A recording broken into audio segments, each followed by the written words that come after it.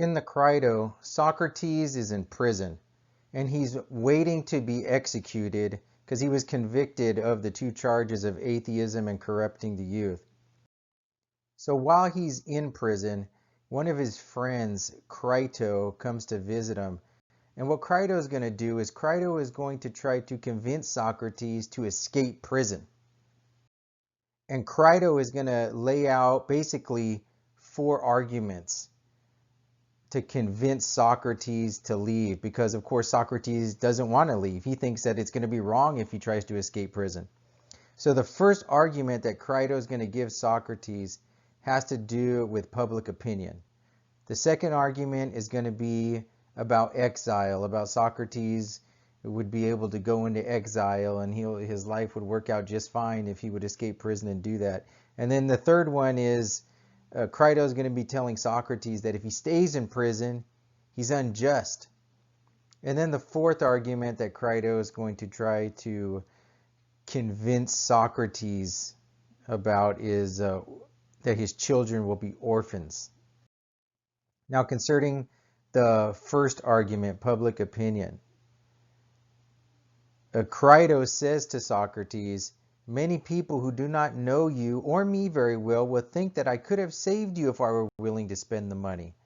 So Crito is telling Socrates, there's a lot of people that are going to look bad upon me. They're going to look at me in a bad way if you stay in prison, because they're going to think that I never tried to get you out, that I never tried to pay the money to get you to escape. And he goes on, "Surely there can be no worse reputation than to be thought to value money more highly than one's friends. For the majority will not believe that you yourself were not willing to leave prison." The majority is the key word here. So Crito is telling Socrates, the majority of people, they're going to look bad upon me if you stay in prison, because it's going to look like I didn't try to help you escape. The key part here is to realize that Crito is placing a lot of emphasis on public opinion, on the majority and what the majority thinks about something. And that is his primary argument here that he's giving Socrates as a reason that Socrates should escape.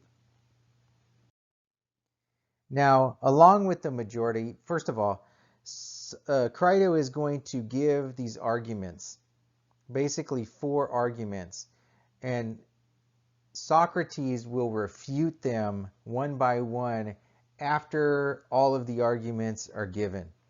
So we're going to go to a second part of that first argument where Socrates kind of dismisses what Crito has to say about the majority.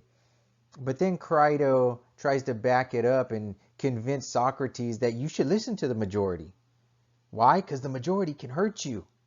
He says right here, "One must also pay attention to the opinion of the majority. Your present situation makes clear that the majority can inflict not the least, but pretty well the greatest evils if one is slandered among them." So if someone is slandered, in other words, bad things are said about someone, lies or whatever, and their reputation goes down, this can be a dangerous thing if someone is slandered among the majority. Why? Because the majority is a lot of people, and the majority can hurt you. And all we have to do is look at Socrates' current situation. He's in prison because of the majority. He got convicted by a majority of people in the courtroom. Right? He had a bad reputation because people were slandering Socrates. So the majority, I mean, this can be pretty powerful, this argument right here. It's basically an appeal to force. Right? Somebody, you are wrong, or somebody is right because they can inflict damage on you, because they can hurt you. This can be a very persuasive argument. Like if somebody had a knife and they told you, listen, I want you to believe this is true, or else I'm going to stab you. All right? You might consent to that. You might say, okay, I'll listen. I'll say whatever you want me to say. Just don't stab me. Now, that doesn't mean that what you're going to be saying is true, but it can be persuasive to get somebody to agree with what you're saying by using force. But you're going to see that Socrates is concerned with the truth. So this is going to be a problem. The second argument is exile. Crito is going to try to convince Socrates to go into exile. He says, it is not much money that some people require to save you and get you out of here. Socrates has some rich friends. Crito's got money. Crito says he got some money to get him out. And it's not going to require that much for them to bribe the guards. He says right here, for you would be welcome in many places to which you might go. If you would go to Thessaly, I have friends there who will greatly appreciate you and keep you safe. They even have places for Socrates to go. So this is the third argument. Excuse me, that was the second argument. The third argument is the most powerful argument. This is the argument that Socrates is going to take the most seriously.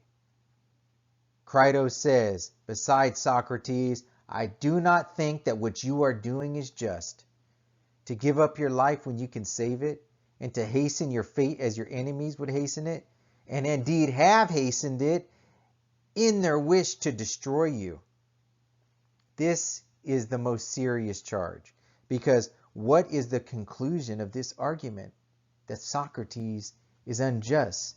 Why is Socrates unjust? Because he's hastening the fate that his enemies want. Right? He is, in other words, he is cooperating with his enemies. What are his enemies doing? Well, his enemies are doing something wrong. They are convicting an innocent man and they're sentencing an innocent man to death. So what Crito is saying is that Socrates, by him just staying in the prison, he is cooperating with this. Listen, this is a very, very serious charge against Socrates. Socrates takes it very seriously because Crito is saying that Socrates is unjust. Justice is a virtue. A virtue is just a good habit. But Socrates has based his life on being virtuous. After Socrates went to the oracle at Delphi, after he tried to prove, Socrates got the message from the oracle at Delphi that he was the wisest one in the whole world. And Socrates tried to prove that that was wrong. And so, as he was trying to prove that was wrong, he ended up finding out that, man, maybe this oracle's right. Maybe I am the wisest person around. And then he figured out the reason why he's the wisest person around is because he knows that he does not know. And so Socrates went further. He just didn't stop there. Socrates started to think, why would I get this message from the God? The God must want me to find the truth. I must be charged with this mission of seeking the truth. And what are some truths that Socrates found out? That the good life is about being virtuous. The whole point of your life is to be virtuous so that you can live the good life. Well, listen, justice is a virtue. So what Crito is claiming against Socrates here is that Socrates is not being virtuous. This would go against Socrates' whole way of life because he has molded all of his actions and thinking around being virtuous. So this is the charge that would, if this is true, then Socrates, he's got to escape prison. If Socrates, by remaining in prison, is acting unjust, then he should escape. The fourth argument. Remember, Socrates is going to counter these arguments. Right now, we're just presenting them. So the fourth argument is that Socrates is going to leave his children as orphans if he leaves. And we have Crito saying here, moreover, I think you are betraying your sons by going away and leaving them when you could bring them up and educate them. You thus show no concern for what their fate may be. They will probably have the usual fate of orphans. Most of the time, especially in the old days, I'm not saying that they don't now, but especially in the old days, orphans had a hard life. There was a difficult road ahead. That's why Crito says they will probably have the usual fate of orphans. What was the usual fate of orphans? Hunger, thirst, cold, sleeping outside, being taken advantage of by adults, right? The usual, in other words, by you staying in prison and submitting yourself to the execution, Crito is saying that Socrates, he's just leaving his kids to be orphans. Doesn't care about his kids. Now, against argument number one. Now remember, the first argument was saying that Socrates should escape prison because of the majority opinion of Socrates' what the majority are going to think about Socrates' friends, is specifically Crito. So Crito is saying to Socrates, you should escape prison, because if you don't, most people they're going to look down upon me because they're going to think I didn't try to help you escape. Right? So here's what Socrates has to say here about that argument. Should a man professionally engaged in physical training pay attention to the praise and blame and opinion of any man, or to those of one man only, namely a doctor or trainer? Socrates he's laying out this comparison here. Who should you listen to? Remember, Socrates' goal is the truth. His goal is to follow what is true, nothing else. So, if somebody is engaged in physical training, let's say somebody is preparing for the Olympics or some high-level physical competition, who should they listen to? If you're training like for boxing, maybe to be an Olympic boxer, and you're trying to figure out your schedule and what you need to do to accomplish that goal, who are you going to go to for advice? Like, what do I need to do? I want to be the best. Are you going to go to the local bar right there? See that picture right there on the left? You're going to go to the local bar and just take a survey from the people there? Hey everybody, I'm training to be the greatest in boxing. Go to the Olympics for boxing. What do you think my schedule should be like? Who here thinks I should wake up at 5 o'clock in the morning and run 5 miles? Boo! Everybody in there is probably going to be like, no, boo, don't do that. Come over here and have a drink. Listen, they're not going to give you the best advice in the world if you go into a bar and seek your training advice to be the great athlete. They're not specialized, most likely. There might be somebody who knows what they're doing in there, but chances are you're not going to be getting great wisdom for training in boxing. Who would you rather go to? The bar? Go to the bar and just take a public opinion poll? Or would you go to that guy right there? Look at that guy on the right. He looks like he's serious. He's in the gym right there. It looks like it may be his gym. He may own the gym, the boxing gym. He's got his workout uniform on. It looks like he's training people. He's watching the people boxing. He's paying attention. Who would you rather go to for advice if you're training to be in the Olympics? The bar, public opinion poll in the bar, or the wise trainer? Of course, you would go to the wise trainer. So Socrates says this: And if he disobeys the one, disregards his opinion and his praises, while valuing those of the many who have no knowledge, will he not suffer harm? So if the boxer values the opinion of the majority who have no knowledge over the wise trainer, is their body going to suffer harm? You better believe it. They're going to suffer a lot of harm, especially when they go and compete. They might get knocked out. That's why Crito even agrees to this. Crito says, obviously the harm is to his body, which it ruins. So Socrates is doing something very important here. He is getting his opponent, although Crito is his friend, he is his opponent in this argument. He is getting his opponent to agree with his conclusions and with his premises.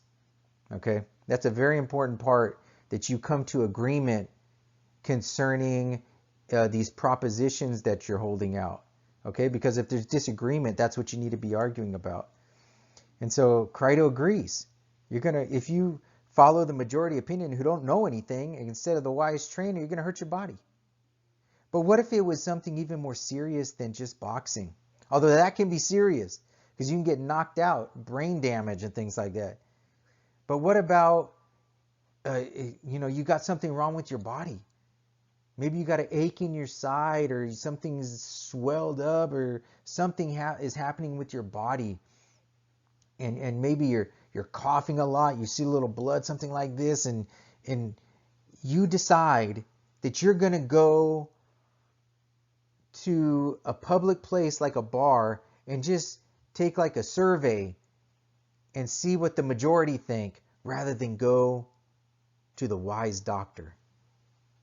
Now, if someone chose to do that, somebody was sick and they chose to go to the majority opinion rather than the wise doctor, could harm happen to their body? Yes, harm can happen to their body. They could die.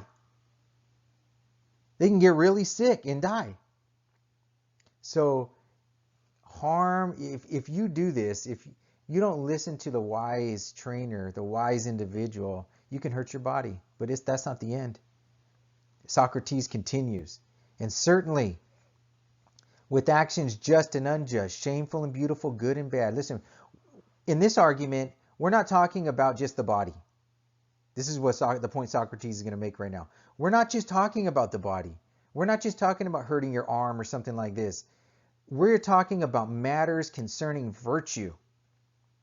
Whether Socrates should escape this prison or not concerns justice, and justice is a virtue. And so Socrates says, and certainly with actions just and unjust, shameful and beautiful, good and bad, about which we are now deliberating, should we follow the opinion of the many and fear it, or that of the one, if there is one who has knowledge of these things? So we're not talking about just physical things now. But even if you follow false advice in physical matters, you can harm your body. But we're not talking about the body right now. We're talking about higher things. With the body, you are dealing basically with pleasure and pain. You're dealing with physical things. But Socrates believes that when you're talking about justice, the good and the bad, the beautiful, when you're talking about these type of things, in particular, when you are talking about virtue, like justice, courage, honor, if you choose to go to the unwise majority instead of the wise individual concerning these matters, you just won't harm your body. You can still harm your body, but you're going to harm your soul. You're going to harm your mind, because these matters of justice and injustice and of good and bad have to do with the soul. And if you mess up in this area, your soul is going to be disturbed and you are going to harm it. And with that can also come harm to the body, by the way. But for Socrates, these matters concerning justice and injustice are higher. They are heavier than matters of pain and pleasure that are of the body. So you see right here, the soul, like virtue, it's heavier, it's more serious, because someone who is virtuous, the whole point of life is to be virtuous and to live the good life. So you cannot possibly do vicious things, in other words, do vice, and live the good life, because your soul is going to be disordered. And then ultimately for Socrates, this will concern life after death as well, which is a topic for a different dialogue. So here we see the ultimate consequences. The ultimate consequences of why you should pay attention next time you read your logic book, or you see a book on reasoning and you see fallacies in there. This is the ultimate reason why you should take those kind of serious, because you don't want to do those. Because what's going on here is that Crito is arguing in a fallacious way. He is basically appealing to the majority of people. In other words, he is saying that Socrates should escape prison because the majority thinks so. Because the majority are going to look down upon Crito. So he's putting heavy weight on majority opinion here. So we see, but that being said, it's kind of in an indirect way that so much reliance is on the majority opinion.